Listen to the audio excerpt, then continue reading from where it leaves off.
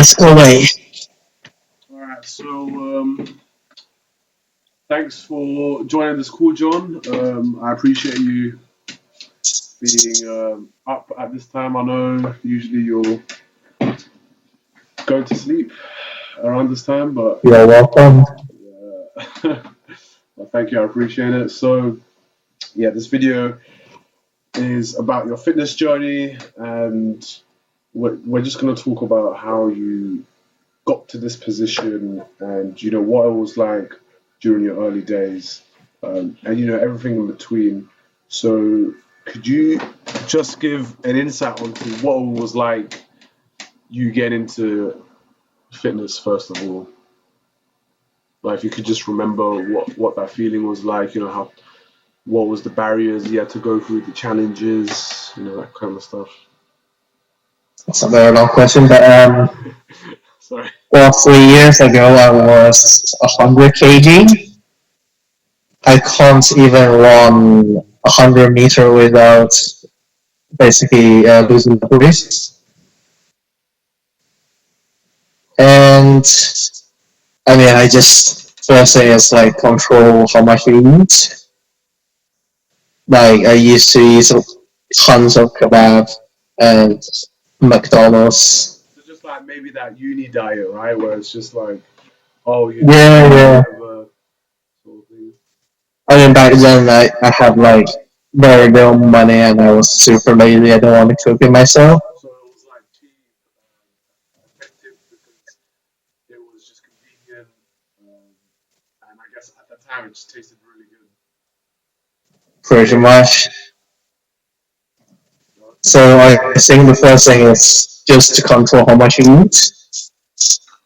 Then slowly add more exercise. So when I first started, I can't really run and I can't really like lift heavy. So I try to walk 7,000 steps, I believe, at the beginning per day, and slowly build up. I think after a few months, I increased that to 20,000 steps per day. Oh, that's quite a big jump. Yeah, so this is kind of basically working and controlling eating.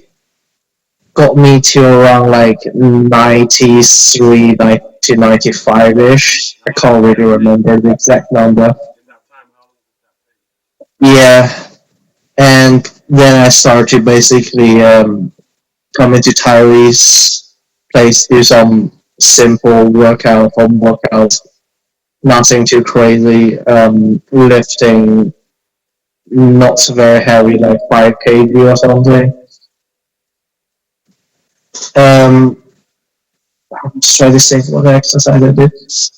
I think at the beginning we were mostly doing arms and Before you jump onto that, sorry, also, how yeah. long did it take for you to go from 100 to 93? Because this is going to be a vital piece of information that a lot of people that are watching want to know, and want to know, is it achievable in the space which they want to do it in. How long did it take for you to lose that 7 kg? Do you remember? 3 to 4 months. Okay, it's quite a lot Yeah. for that time span. Mm-hmm.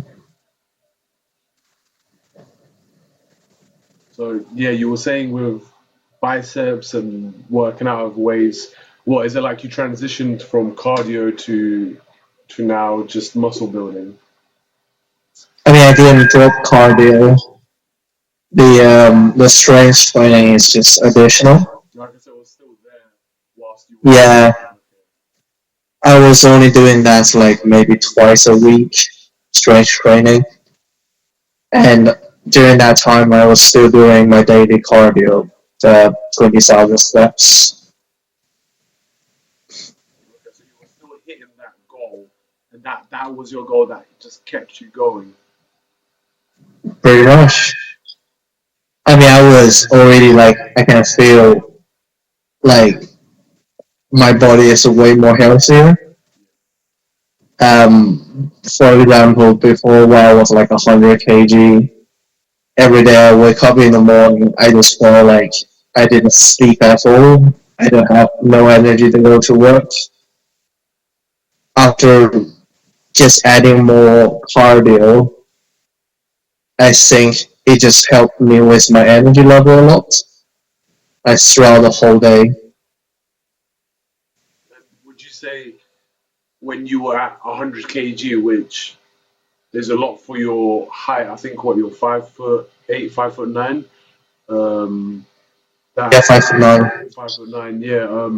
So for you to be at that weight, would you say even stuff like your mood and maybe how you you felt towards some situations, do you think your weight played a big part to that?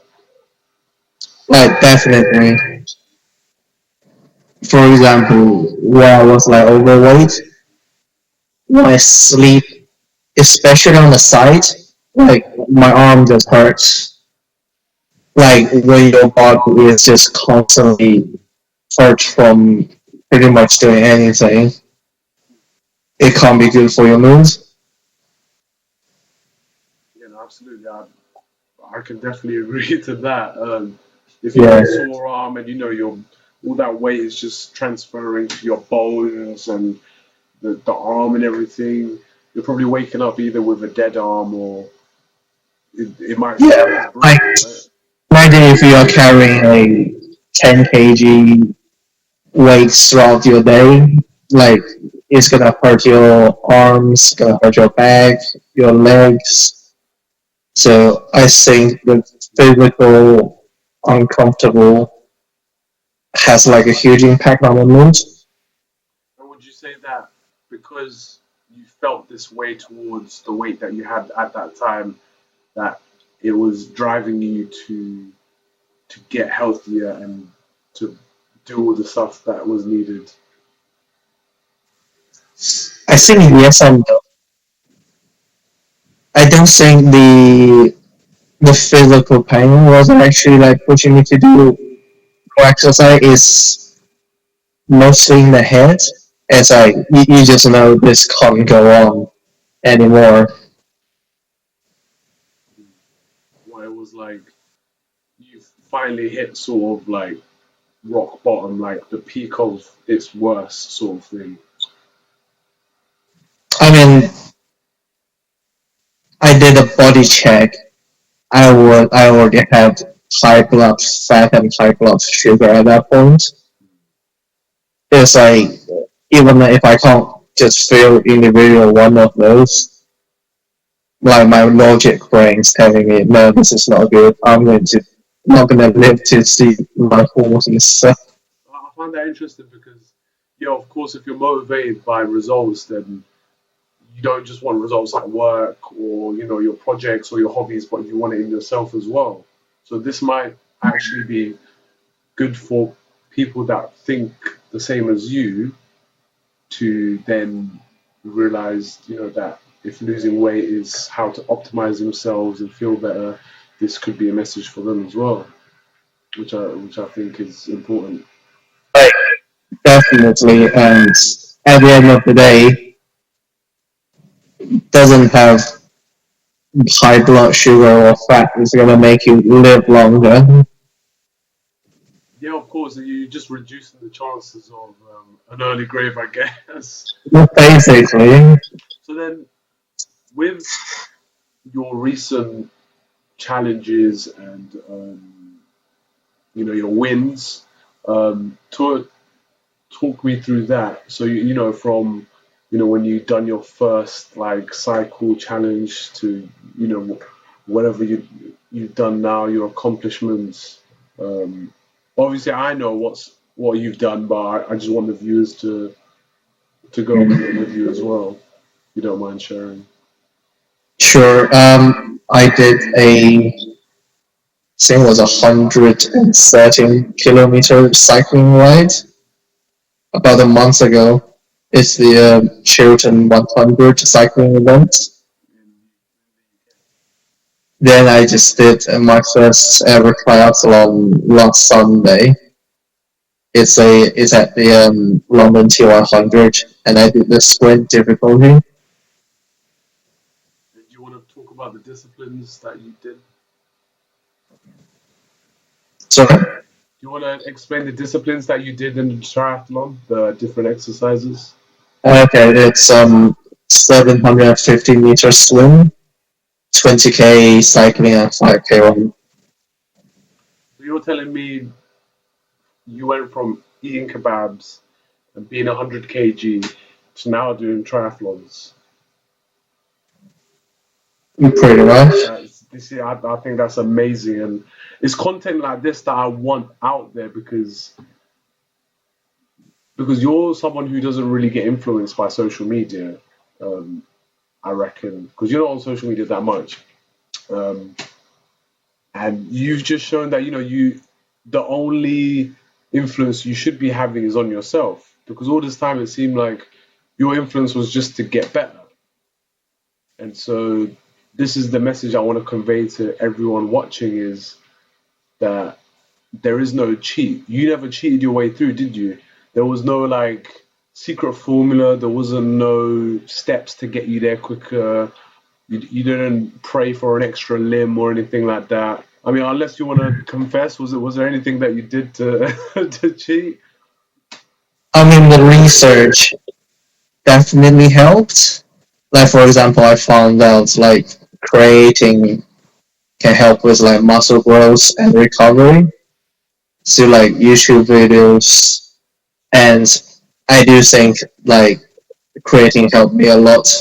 After I started taking creating, it's my recovery speeds was a lot better. I'm not sure about like the muscle gain part. So yeah, I think there are external research that would help, but like don't take short form social media as for the word.